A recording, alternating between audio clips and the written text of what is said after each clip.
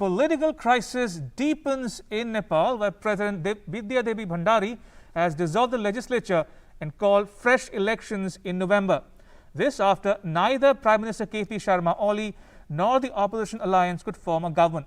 My colleague Abhishek Jha reports. For months, Nepal has been witnessing a political tug-of-war between the current Prime Minister KP Sharma Oli and several of his opposing factions. In an interesting turn of events, Nepal's President Vidya Devi Bhandari dissolved the House of Representatives, complying with the Cabinet's recommendation, and announced mid-term polls on November 12th and 19th. PM Oli as well as opposition leader Sher Bahadur Deuba had staked claims to the premiership, both of which were rejected by the president, citing none had adequate grounds for winning the vote of confidence to form a new government.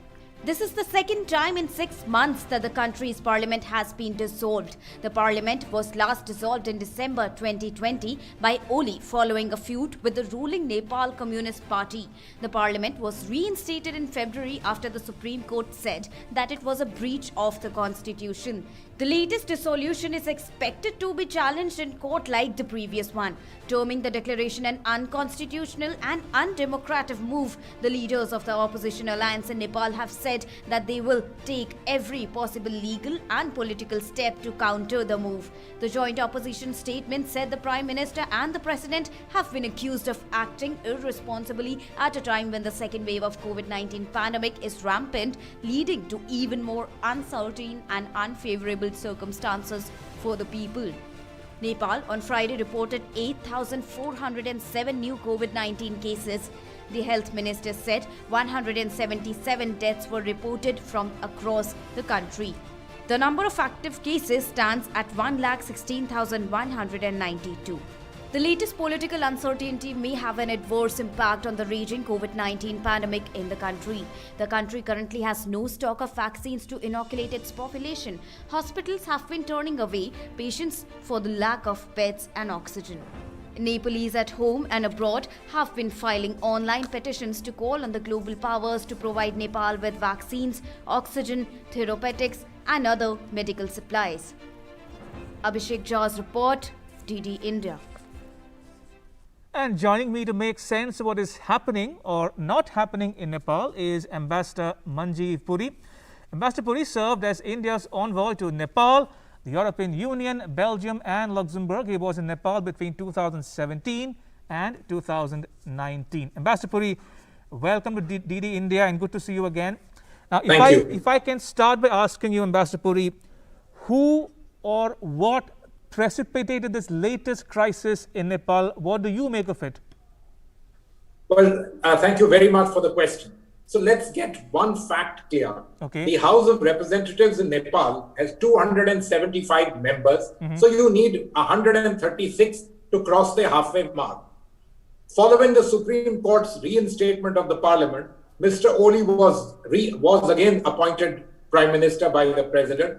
He sought a vote of confidence and he failed. She then reappointed him under various clauses of the Constitution, which allow you to appoint the person who leads the largest party.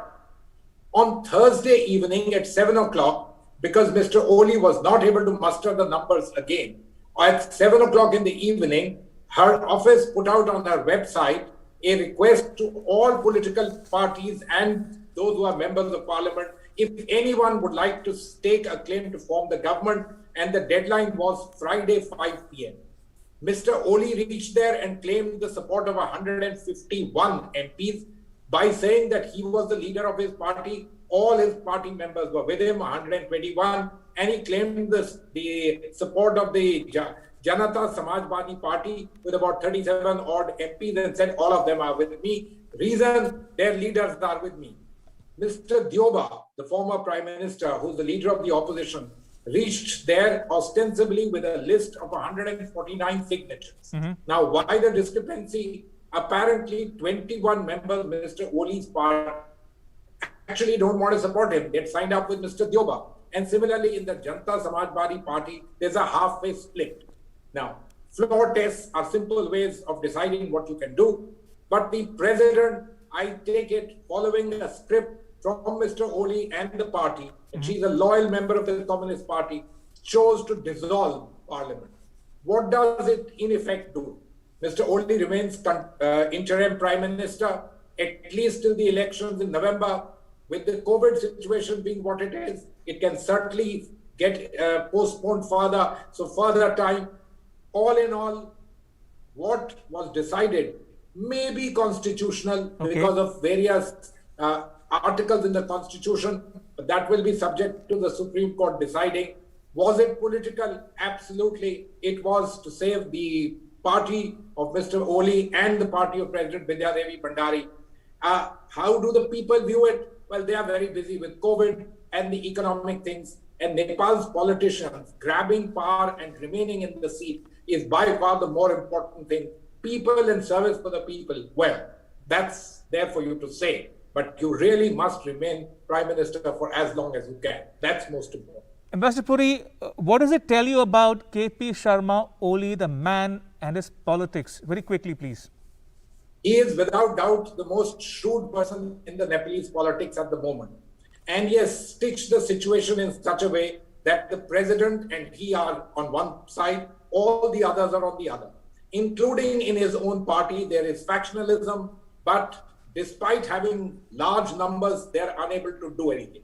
I think we must recognize the fact that his clever abilities have helped him become perhaps the longest serving Nepalese Prime Minister in one particular term in the last 2 years that he's been there. He will continue to ensure all kinds of stratagems so that he remains in power, even if it is as an interim Prime Minister. Right. Ambassador Puri, now you said that the elections could be postponed further. We don't know yet. We'll know closer to the date of elections in November. But that said, how does what is happening or not happening in Kathmandu affect Nepal's ties with India? What is in it for India? I think this is an extremely important question. Now, India is quite familiar with instability at the political level in Nepal. So is everyone else. So we are well prepared for that. But remember, several months back, the general dominant theory was that whatever the Chinese wanted got done. But it certainly didn't happen. A communist government, first of all, the communist parties got divided. A communist government has fallen. And yes, you have Mr. Oli there, but he is critically dependent on various factors of support. In fact, the 151 numbers that he produced had the support of a political party, which is generally very friendly towards India and with people of India and with the establishment in India. So, all in all, in my understanding, the politics of Nepal has once again shown what is the reality. The politicians want to grab for power, but for India, and India always will remain a very important element in determining the power structure. And this gets shown once again in the situation as has unfolded in Nepal. I think for Mr. Oli, it would make eminent sense to be on the right side of India, after all, to battle COVID, which is really going out of hand. There is no way that things can be helped out without India being strong in its support. He can look to the others, but at the end of the day, in the most critical thing, India is the country which is in a position to help and would certainly do so simply because of our people's links with Nepal. As they say, watch this space. But for now, Ambassador Puri, thank you so much for making time for us here on DD India. Appreciate it. Thank you.